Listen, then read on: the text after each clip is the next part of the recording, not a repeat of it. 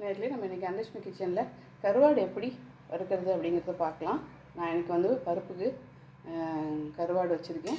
Vegetarian சாப்பிட்றவங்களுக்கு வாழைக்காய் வறுவல். வாங்க இந்த கருவாடு ஃப்ரை எப்படி பண்ணலாங்கிறத பார்க்கலாம். நம்ம இன்றைக்கி அந்தலட்சுமி கிச்சனில் கருவாடு எப்படி வறுக்கிறதுன்னு பார்க்கலாம். நான் கருவாடை கட் பண்ணி நல்லா கழுவி வெந்நீரில் போட்டு ஊற வச்சு எடுத்து வச்சுருக்கேன். இப்போ கடாயில் எண்ணெய் விட்டுக்கலாம். தாளிப்புக்கு சீரகம் போட்டுக்கோங்க. சின்ன வெங்காயம் கட் பண்ணி வச்சுருக்கேன். சின்ன வெங்காயமும் கருவேப்பிலையும் போட்டுக்கலாம். ஆல்ரெடி நமக்கு வந்து கருவாட்டில் வந்து உப்பு இருக்கும், இருந்தாலும் நல்லா கழுவி இருக்கும். அதனால் கொஞ்சமாக அளவாக உப்பு போட்டுக்கலாம்.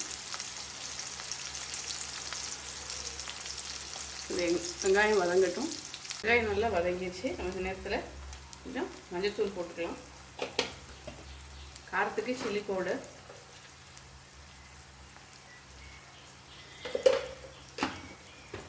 கொஞ்சம் சாந்து மாதிரி நல்லா கிரேவி மாதிரி வரணும் மசாலா. அதனால் நான் குழம்பு மிளகாத்தூள் போடுறேன்.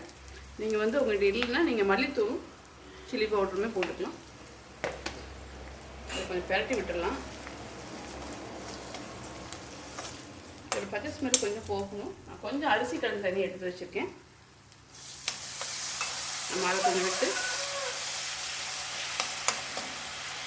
எண்ணெய் பிரிஞ்சு வர வரைக்கும் குக் பண்ணி எடுத்துடலாம்.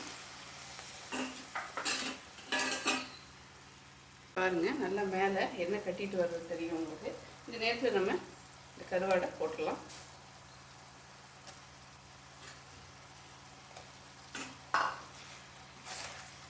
பெரட்டி விட்டுடலாம். இதுலேயே அது நல்லா வேகட்டும். ஃபஸ்ட்டு கொஞ்சம் நேரம் மூடி வச்சு குக் பண்ணிக்கலாம். அப்புறம் ஓப்பன் குக்கிங்லேயே அதை நல்லா ஃப்ரை பண்ணுற அளவுக்கு குக் பண்ணி எடுத்துக்கலாம்.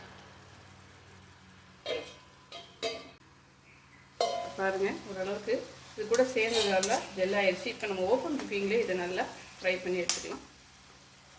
பாருங்கள், நல்லா சூப்பராக இப்படி வறுபட்டுருக்குன்னு பாருங்கள். நல்லா அந்த எண்ணெயெல்லாம் வந்து வெளியில் வரும், உங்களுக்கு தெரியும். கரெக்டான அளவு. இந்த டைமில் நம்ம அடுப்பு ஆஃப் பண்ணணும். ஒரு சூப்பரான கருவாடு ஃப்ரை பார்த்துருக்கோம். இன்னும் ஒரு சூப்பரான டிஷ்ஷோடு மீட் பண்ணலாம். மறக்காமல் சேனல் லைக் பண்ணுங்கள், ஷேர் பண்ணுங்கள், சப்ஸ்கிரைப் பண்ணுங்கள். தேங்க்யூ.